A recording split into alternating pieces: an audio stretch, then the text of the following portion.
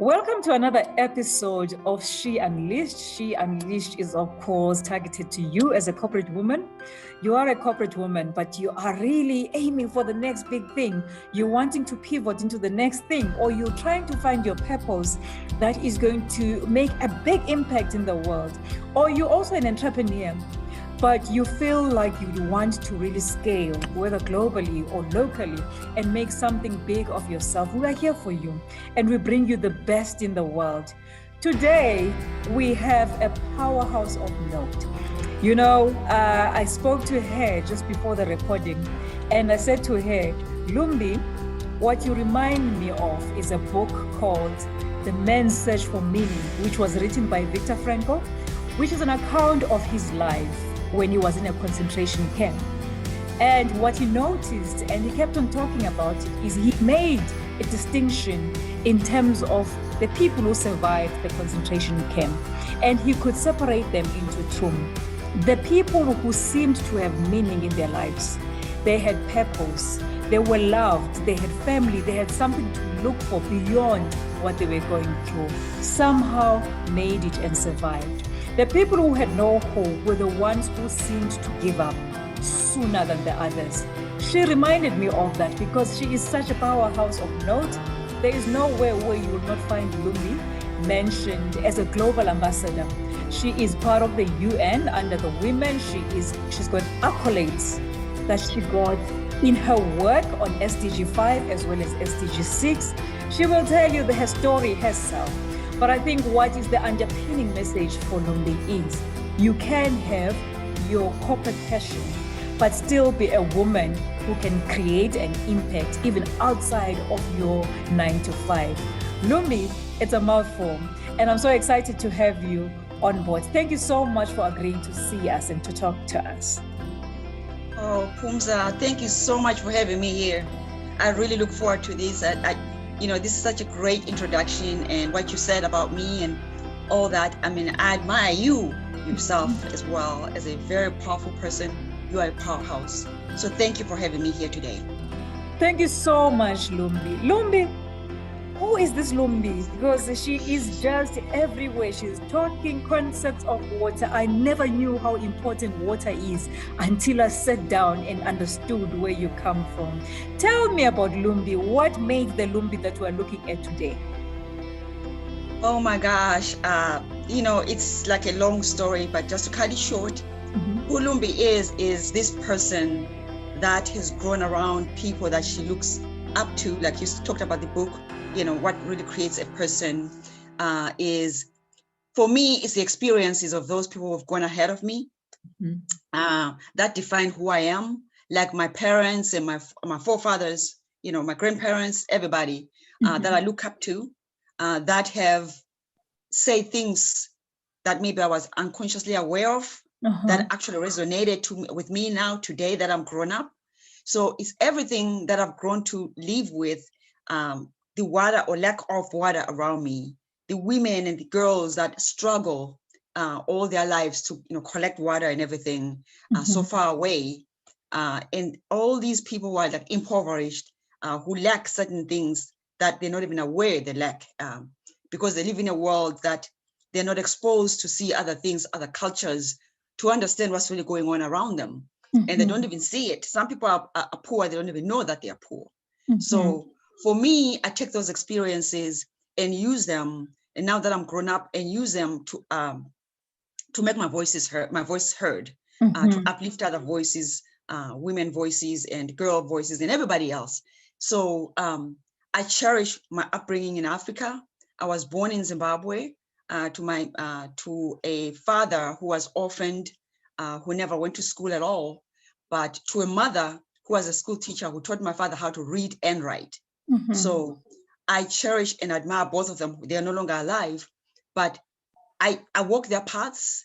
I can say that, Lumbie is this person who grew up in an environment and was very loved as a child, and even grown up, still loved, and cherishes that journey till today, but is using all that, to uplift others, to realize who they are. Wow. That is a mouthful, Lumbie, and it just never stops to be in awe of just the phenomenon that you are.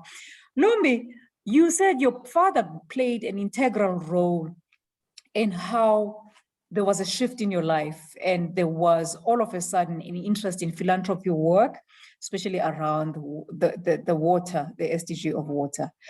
Take me through this. What happened and what inspired you to follow in his tracks? Yeah. So just earlier, you and I were talking that I was never before into water. I was not a philanthropist. If you had told me I was going to be a philanthropist, if I was going to be in philanthropy or become a philanthropist, I would have said, no, come on now, not me, because even though I had this empathy and everything, it would have never really resonated or generated into something like who I am today. Mm-hmm. But when my father died, right before he died, he talked about finishing his work. He was a philanthropist himself. He was very much a humanitarian. He was refurbishing a clinic in Zimbabwe, in this community that was like underserved and impoverished. Mm-hmm. And he talked about finishing the work there because he wanted to give the women a better life, give them maternity wings so they could give birth on the beds. They only had 3 beds in the entire clinic. Mm-hmm. So he wanted to expand the clinic. So he talked about just refurbishing of the clinic, and he wanted to make sure that one of us goes back and finishes his work. He didn't want to just promise and just, then he dies and the work is not done. Mm-hmm. So it's like, then I kind of took over, kind of followed up on that because I thought it was just something small. I didn't think it was that big.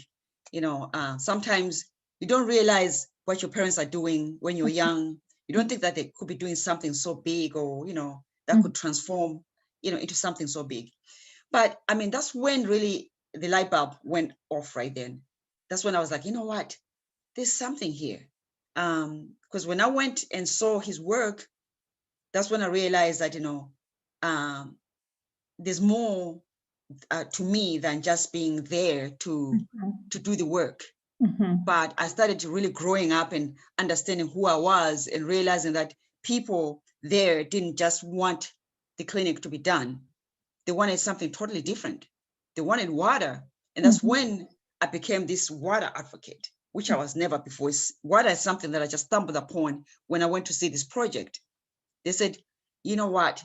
Because they didn't think that the old man, my father was old, he was in the 90s at the time, could have a child as young as I was. Mm-hmm. And I wasn't really young, but they saw me as this young child and just coming in, this young girl, thinking that she could do her father's work. Mm-hmm. So, and they kind of thought, felt sorry for me. So they said, just give us water and leave us alone. And so I took the deal, thinking, well, it's an easy way out, right? I could just, give them water and just, it's done, But just before leaving, I felt really guilty walking away from my father's dream, walking away from his promise. Mm-hmm. So I turned around and said, well, so if I give you water like tomorrow, can I refurbish the clinic? They said, yes. So that was the deal. But little did I know that to provide water is big, because I was naive. I didn't know what I was doing. I had to really read about water, what it takes to provide water. And that's when I really realized that this problem is much bigger than we see or than we think. That's when I can say I became a philanthropist. It was like I woke up and said, wow, this is who I am. I found my purpose. And that was my purpose, not just, complete your father's work, but it was like, who is Lumbie? What does Lumbie really like to do? What does she want to do? And this is what I want to do. You say that your father was an orphan and he really felt the need to give back because he had experienced people who had been kinder to him, and it was his life's mission to give back. And yes. You also bring your mother into the sphere that, my mother is the one who taught my father to write. Somehow when he started writing, he started advocating and writing to everywhere he could find help. It is such an exciting contrast because somehow you followed both of them. You followed the SDG 5 for water in continuation of his legacy. And yet you say, in your own words, the person that stood behind the strong men who is seemingly this big philanthropist was my mother. And that's why you have a passion for SDG 5, which is the gender parity, gender equity. Tell us more about your mother. Yeah. So my mom, it's like most of the times I don't talk about her, and but then when I start talking about women, it's like people start asking me, what's really driving you behind these women, stuff like that. But every time when I'm looking at women, I always relate to my mom, how much she stood behind my father, to teach him how to read and write. Because my father was not educated at all. He never went to school. So my mom taught my dad how to read and write. So when my dad started writing, like we were talking earlier, he never stopped writing. He was writing letters and writing to people, writing to everyone, asking for this, asking for that. And I think it was really like connecting with people that could help, he learned from these people and he became friends with them because he loved everyone. But my mother was really behind this whole thing. Had she not taught my father how to read and write, there's no way my father would have done all these things. There's no way. So my mom, being a school teacher, was this woman who loved people herself, but was a really strong supporter of his family, strong supporter of the children. So yeah, when I talk about SDG 5 now for gender equity, and it's like it resonates so well because I see my mom every time when I talk to these women and girls and talk about getting them out of the cycle of poverty with the collection of water. And then I see myself growing up too, when we used to go fetch water with my mom and my sisters who carry water on our heads and walk, and I was like picture that being me and my mom and my family, doing it when we were young. I never thought there was anything wrong then, because there's nothing wrong, but you just don't know that the life could be better than that, because water could be closer to you. So you wouldn't have to walk so far away. If water is closer to you, then you have time to spend to yourself. Women and girls can spend time on themselves, improving their lives, getting new skills, learning to become entrepreneurs so they can help in their communities, right? So, and more girls get to go to school, because as you know, the reason why I bring girls into this is because a lot of girls don't go to school. They avoid going to school during menstruation period, because if there's no water, who wants to go to school and be ashamed, when things go wrong? I mean, girls will avoid by all means going to school. They'd rather stay home until things are okay, then they go to school again. But if there's water, and water even in the facilities to care for themselves, then they go to school. So that's where I come in. I talk about, let's get water to schools, let's get water to homes, and get these women out of this cycle of poverty so they can focus on themselves and their families. Everybody. It brings everybody together. It's not that I don't care about other people. I care about everybody, but my focus is on women and girls to get everybody out of poverty. That is so powerful, Lumbie. Lumbie, and the most interesting part that you're saying, I actually was speaking to my helper over the weekend. She has an 83-year-old grandmother, and she actually had walked a distance to go and fetch water, which is speaking to exactly what you're saying. And she injured her foot. She actually broke her leg. So imagine just how magnified all of that is, the distances they have to travel to, and now having also a challenge of a broken leg to still go distances to get the water. So the work you're doing is really quite important. It's quite significant, especially for Africa. So now what is important about you is you still hold a corporate job. So all of the philanthropy work is not necessarily that you stayed away from corporate work. Tell me how you balance all of this role and how you feel that there is a spill-off on both, there is some benefit that is, is a spill-off to the one to the other. Yeah, so it's not that hard to balance. I'm a very big advocate on, making sure that my life is balanced. I once had a magazine called Balancing Lifestyles that are called Equanimity, for balance. Because I believed in that for one to function, your life has to be really balanced, meaning that you have to eat right, you have to exercise on a daily basis, maybe not on a daily basis, but you have to take care of yourself. So if you're not taking care of yourself, there's no way you're going to be able to go to work and you're going to be able to do philanthropy work and even corporate work at the same time. So you have to find out within you, truthfully find out what is it that is important to you.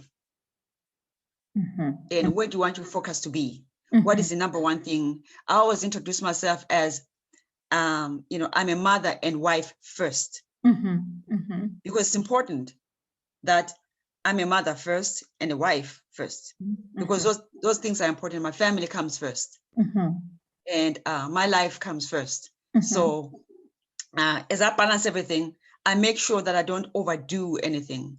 If something gets out of hand, obviously I need to kind of step back. I never want to over, book myself or over allocate things to me. I'm only a person of one.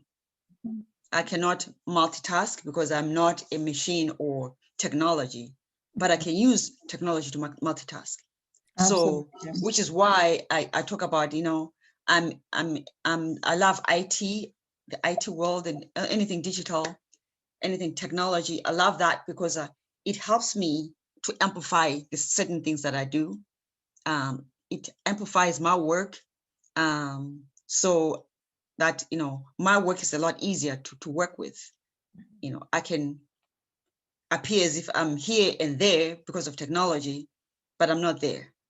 So I try to plan well, but at the same time, I always like to give credit to the people that work with me. The things that you see out there is not just me doing it. There are so many people behind me that I work with. My team is amazing. I have the interns and the core team that I work with, like Rachel, Beatrice, Patricia, Nikia. Those are like the key people that drive me every day, and they also do the work. So I always want to give credit to those and the interns that I value so much. So tell us a bit about JB Dondolo, the NGO that you founded. Yeah, so JB Dondolo is a nonprofit that focuses on making sure that we remove the barriers of access to clean water, sanitation, and hygiene in underserved and impoverished communities, to help people get out of poverty, and also to promote gender equity. Because we see a world where everyone has equal access and equitable life. So yeah, so we focus on those areas where we want to make sure that women and girls are not stuck in a cycle of poverty, collecting water and fetching water when sometimes it's so dangerous. We want to make sure that water is there close to their facilities or within their facilities, so that everyone in the family benefits, and they focus on economic growth and going to school and becoming educated. And we had a very interesting discussion as well before we went live, where we said there is always a notion that before you can impact people's lives, you need to have access to resources, you need to have access to funding. What are your thoughts on this? That's very true. But a lot of people think that when I'm doing philanthropy, I must have a lot of money. No, I don't have money. I don't, because it doesn't mean that people always think that, when they look at your organization, they look at how much have you made, how much have you raised. It's not always about the money. It's also about the people, the connections. What are people doing to help you get the job done? All that, when you calculate all that stuff, you put that in terms of money, that is money. Because they work, they bring so much work, in-kind donation could be services that you bring in. What is it that you can do? Maybe you can promote, maybe you can spread the word. That right there is a resource. You are a resource to helping us accomplish our goals and our mission, to make sure that we deliver services and goods and products that we promise to the people to get them out of this cycle of poverty. So yeah, it's not about the money, although having the money makes it easier to get the job done. Wow. Because we do have a lot of work to do. And sometimes the work to be done requires money. So that's when we have to go out there and seek funding, raise money, ask people, look for grants and all that stuff. But that's how we do work here at JB Dondolo. We work on grants, work on donations and campaigns for funding, and in-kind donations the resources that work on this. Like I was saying, that behind all this that you see when you say Lumbie, it's not really just me. There are people behind me rallying all this work to make sure that, you know, me being the voice for, of the company, being the spokesperson for the company. When I speak, things are done because they're doing stuff as I speak right now. You see them posting stuff out there. You think it's me, but it's not me. It's them. Yeah. That's amazing. It always helps to have a very good team behind you. Now tell me about your first encounter with UN, because I found it very interesting. Your introduction into UN. Right. So the first time, because me, I was just doing work, you know, I was not really tying anything to like UN SDG goals, and you know, I was so naive. I mean, the whole thing, the way it worked out, how I got into philanthropy was just like being thrown in there, like by accident, kind of like baptism by fire, you know, to say, just go in there, you know, learn, you know. So with me, things happened that way. There wasn't anybody helping me. I made so many mistakes. Probably I looked dumb most of the time to people. A lot of people that I invited to my galas to come and raise funds, probably, you know, they thought, what a waste of time. But yeah, I mean, it's really, I mean, you have to learn as you go along. It's not as simple as all that. But I mean, it's life. You just have to accept that things are what they are. And I even forgot what your question was now, because I kind of diverted to other things. It was on the encounter with the UN. What your the UN, yeah. Okay, yeah. So, but anyway, so when I started tying this thing to the SDG goals, it was only at the time that I was being contacted to say that, oh, you know, you're doing our work. You know, it's like, what you're doing? You're doing the UN work. I'm like, oh, maybe I should stop doing the UN work then. They're like, oh no, continue doing that because that's good. And me, I'm thinking, oh, okay, what does it mean that I'm doing the UN work anyway? It's like the UN SDG goals, right? Like, what are the SDG goals? So I didn't even know what SDG goals were. Yeah. Sustainable Development Goals. And that's when I said, oh, okay. I started to Google all those things. I could go to the UN site and see what this is. Then when I read, I said, yeah, that's what we're doing. The UN SDG goals. So what's up with that? And that's when I got, nominated by the United Nations Association of Dallas, the Dallas chapter. And then I got the UN Global Leadership Award, for achieving that SDG 6, which is water, sanitation, and hygiene. Wow. And that's when I realized how important it was that the work we do here at JB Dondolo is something really big, you know. And then after that, that's when we started getting into talking about women and girls, you know, and how my passion with women and girls, getting them out of poverty and making sure that they have access to clean water and, you know, get them to have dignity and all that stuff. Someone says, you know what, that's actually called UN SDG 5. I'm like, okay, Google SDG 5. Let's see what that is. That's gender equity. Oh, wow. I guess we're in line again. Same thing with SDG 1, which is no poverty. Because I kept talking about getting girls and women out of poverty. They're like, that's called SDG 1. I'm like, okay, how many SDGs are now we're going to cover? Now we've covered 3. I'm pretty sure that there's plenty others, you know, out there that align with our mission very well. But for now, we're focusing on those 3 because they're very much in line with our mission and our vision. So yeah, and I'm excited. I really couldn't be prouder to have received that UN Global Leadership Award. It's meant the whole world to me, and it's opened up eyes and given me the platform to speak and be heard and to uplift women. So many women don't have the voices, and I'm the voice for those voiceless. And I'm really, really happy to carry the voice, the message, and to uplift women to make sure that we all get out of poverty and be equal.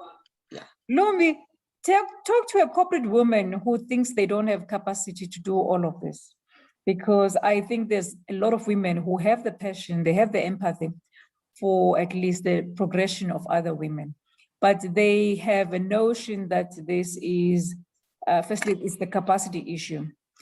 And secondly, it's the resources issue. They don't know where to go to.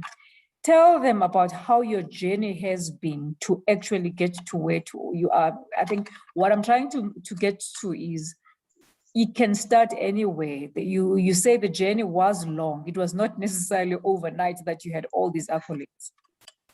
Oh yeah. Yeah. You fall, you stumble, you just dust your feet and get up and keep going. Mm-hmm. To be honest with you, a lot of people that I have a lot of friends that are called friends because, you know, I'm just that kind of person who loves people. Mm-hmm. But I have a lot of people that, you know, rallied me, to make sure that I continue what I'm doing. The motivation that you get, those are the resources that you need along the way. And a lot of people that had money that rallied me but didn't give me money because probably they didn't believe in my mission or what I was doing. Maybe because I didn't say it well enough, or maybe they just needed proof to see where I was going, and they still don't support me. But that's okay, because not everyone who has money is going to invest in you because they know you or who you are. So you're going to struggle, you're going to stumble, and you're going to learn to find ways, you know, to sustain yourself, sustain your business, to keep it going. But you just have to know that you have to continue reaching out to people, because you need everyone. And they don't have to bring money all the time with them. Sometimes they bring services like themselves to help you amplify your voice. Maybe they have a platform where they can share for you. Maybe they can share things on social media or emails, you know, e-blasts or whatever, you know. It's going to be tough. You're going to have to learn as you go along. I've learned as I've gone along. I've stumbled so many times and made so many mistakes. And sometimes I quite honestly feel embarrassed. People have come to my events and probably, you know, I mean, fundraising events, and probably walked away thinking, what's the point, you know, even coming here, you know, because they didn't see the value, right?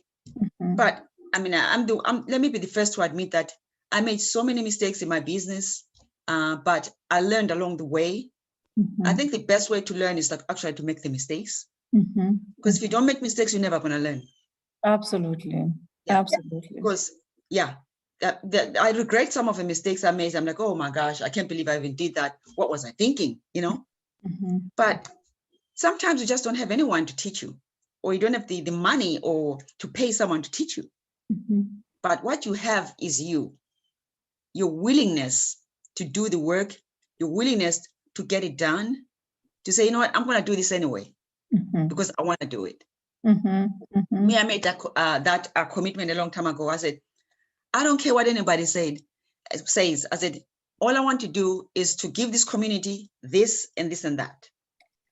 And this is how I'm going to do it. And what you say, the only way I know. So powerful, because there's never been a book written that this is the 20 steps that Lumbie will do this thing and have an impact. I mean, from the outcomes that we're seeing the impact. So it is so powerful. And that book is yet to be written by Lumbie. After what? After the experiences, after the mistakes that she makes. So yes. So you're giving me ideas. I don't know this notion of having so many fears about doing it wrong, because it is something that we tend to struggle with as women. We want to do it perfect. The first time it must look like this and so on. And we don't realize that there's so much power in just motion. You know, there's someone you will touch in just, even if it's in shambles, whatever you did, it would have touched someone, it would have spoken to someone. Because something that speaks greater is the purpose that is in you, and only you can do it the way that you do it. Which is absolutely amazing. Tell me, what is the fulfillment that Lumbie feels now when you look at all the projects that you've been involved in, and more than anything, fulfilling your father's wishes? That's it right there. I just said it. Fulfilling my father's dream right there, and keeping his legacy alive.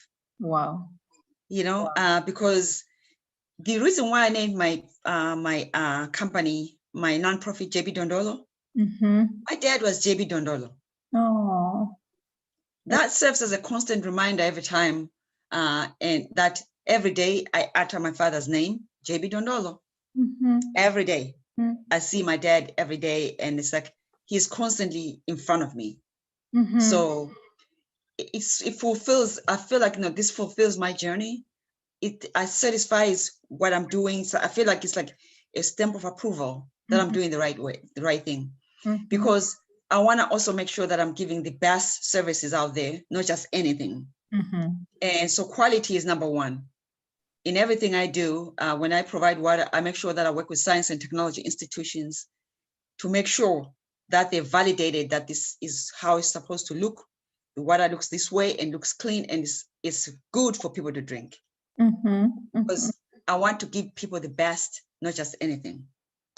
Even when people say, but why did you have to do it like that? I mean, wasn't there a better way to do it? I'm like, no, because I don't have a book that says I should do it this way. I'm doing it Lumbie's way.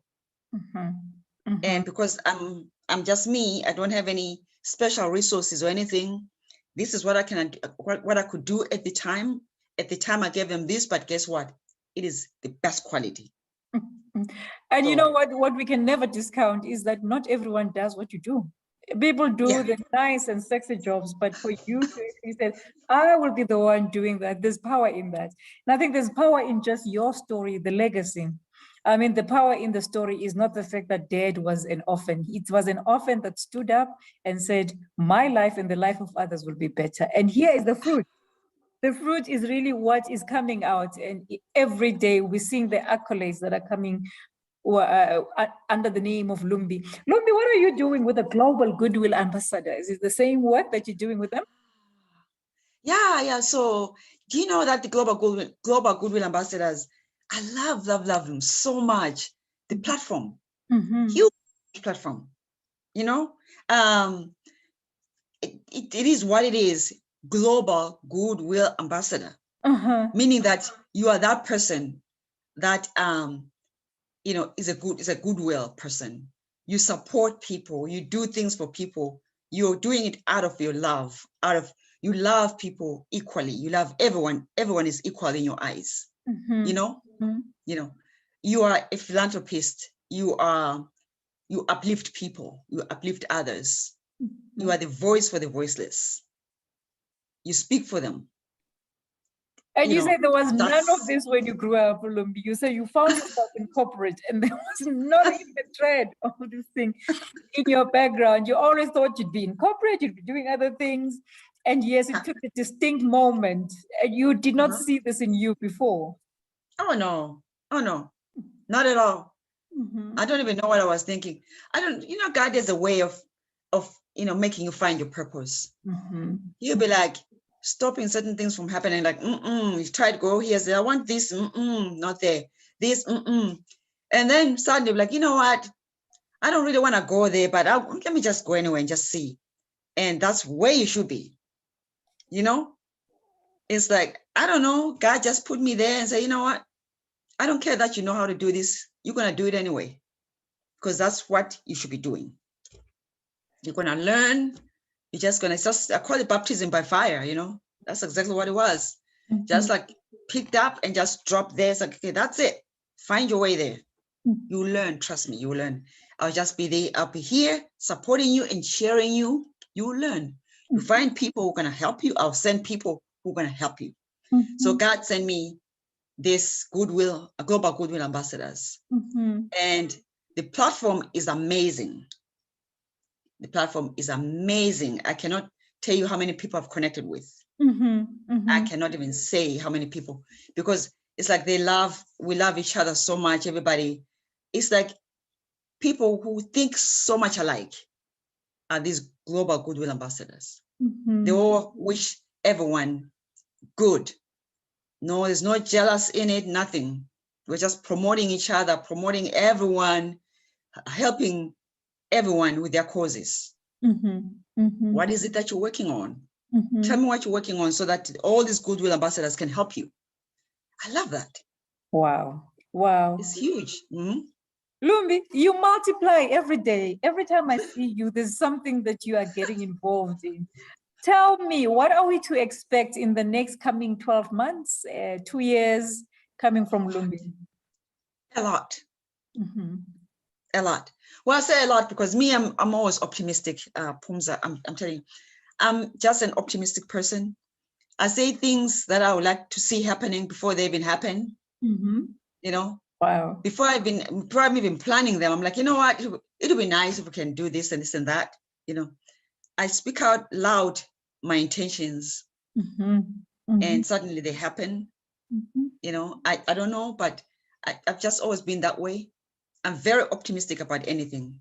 I never speak to my life anything that is not optimistic. Wow. I have to be positive minded. So what's coming up in the future, I just say something big. I don't even know what. Before it happens, it's got to be something big. And something big to me doesn't have to be big for me, but big for other people. Because I wish others something big. Like I wish women something big, girls something big. I wish all the people who don't have water to have water. Because to me, I just cannot imagine in my wildest dreams that people live without water. Wow. I mean, how is that possible? So to me, something big is that everybody has water. There's abundance of water. That will be big. Wow. And women are equal. Everybody's equal. Gender equality. So that's it. Wow.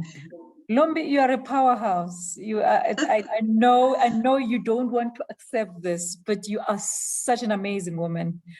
Humble as well. I can almost remember how eager you were to speak to me and just to honor the platform and show, and you did just that, because you make this whole thing simplistic, because you are creating a perspective to a woman that you can do it too. And imagine if all of us woke up to our purposes and did, what we are here to do sooner. So you are a powerhouse, and it really has been an honor to talk to you. I look forward to seeing much more accolades, and I really, really, you have our support, you have our backing. Every time you win something, just know you're winning it for us. And it's been really an honor to talk to you. Oh, this is so lovely. Just everything you said is just so wonderful, so wonderful. And you know what, I'm really, really excited. I couldn't wait to talk to you and to be on this platform with you, to be on your show. I was looking forward to it. The moment I saw you, I was like, oh my gosh, I would love to be on a show, So I really thank you, because what you've done right now is that you've just amplified my voice. So I thank you, sincerely thank you for giving me the time and your time to talk about the issues that matter to women and girls. Thank you so much, Lumbie. There you have it, guys. Isn't she just inspiring? Just talking to Lumbie, she makes all of this so simple, yet we do know the effort and the work that comes behind it. But I do wish that everyone finds the same energy, the same passion, for living for others. And it's really been amazing. I hope it will light up some fire for you. And I do hope that it will trigger action, because there is so much help that is needed out there. There you have it. You must have an awesome day further. Thank you.